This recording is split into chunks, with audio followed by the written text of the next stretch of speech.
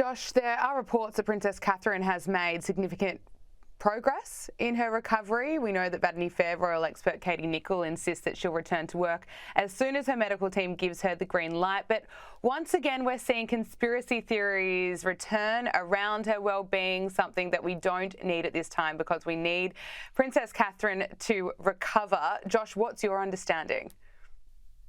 I mean, my understanding is exactly that. I've heard from sources that the recovery is going well. She will, of course, return to work when she can, when given the go-ahead by her medical team. We know previously, after this huge operation, the abdominal surgery, that she was meant to return to work in Easter. Of course, the then subsequent diagnosis of cancer then put a stop to that as she receives more treatment to recover.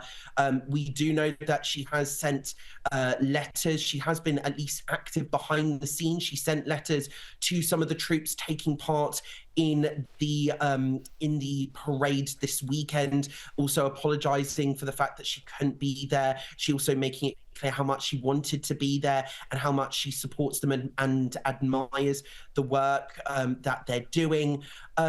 You know, but these conspiracy theories, what do they want? Do they literally want footage from the Princess of Wales's bed? I mean, it's absolutely absurd. She is exactly where the palace say she is. She is at home, spending time with her children when they're not in public, and recovering from not just abdominal surgery, but receiving preventative chemotherapy treatment from cancer. The conspiracy theorists, it just seems like they won't stop, but it's also absolutely ridiculous because yes, she might not be elected, but yes, she is a public figure. But at the same time, she absolutely has a right to privacy when it comes to her medical treatment, especially as the palace Prince William is at work now. We're seeing the king out and about doing some duties. They are being relatively transparent when they come to this. Of course, keeping some details under lock and key, but that's to be expected when it comes to her private medical conditions. You know, she will return to work when she's able to. We know how dedicated she is to this country and to the Commonwealth as well. We know this. So cut her some slack as she recovers. This is not what she needs right now. Finally, Josh, there are reports that Meghan Markle has had another fallout with a famous friend, this one being Victoria Beckham.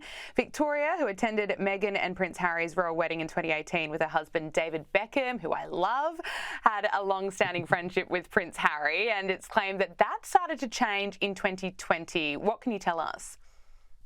Well, yes, I previously covered this in the UK. They have previously had a falling out, but tensions don't seem to be easing anytime soon because just last week, David Beckham was made an ambassador of the King's Foundation and went to a reception, shaking hands with the King, was pictured with His Majesty the King. And you know, we're seeing this all across Hollywood.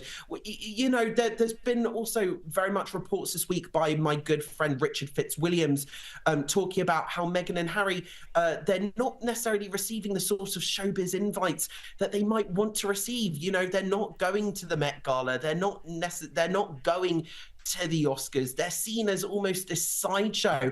And actually, funny enough, we're seeing Oprah Winfrey on the screen now, that infamous interview.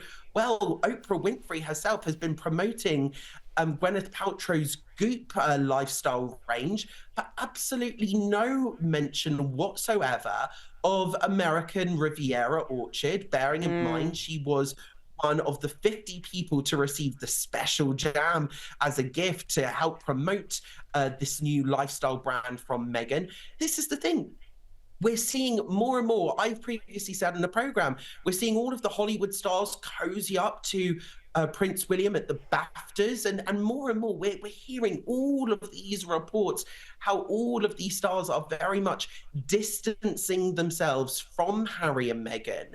And you know, we're seeing them with the other royals. We're seeing them with Prince William. We're seeing just this week David Beckham with His Majesty the King as part of this new foundation with tackling climate change. So this is the thing. Harry and Meghan, they are most definitely coming across as a sideshow.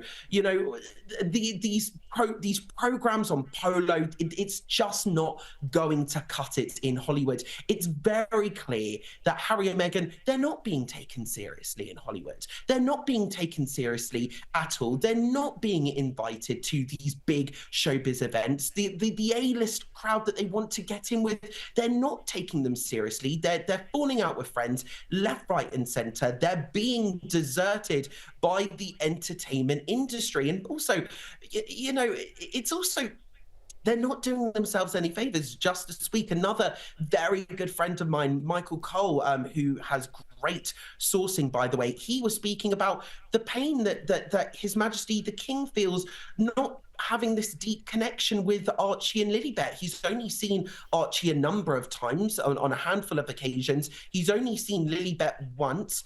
Prince Harry, of course, when he's rushed back to the UK for this occasion, that occasion, to see his father after cancer treatment, has not brought Meghan Markle, has not brought his children.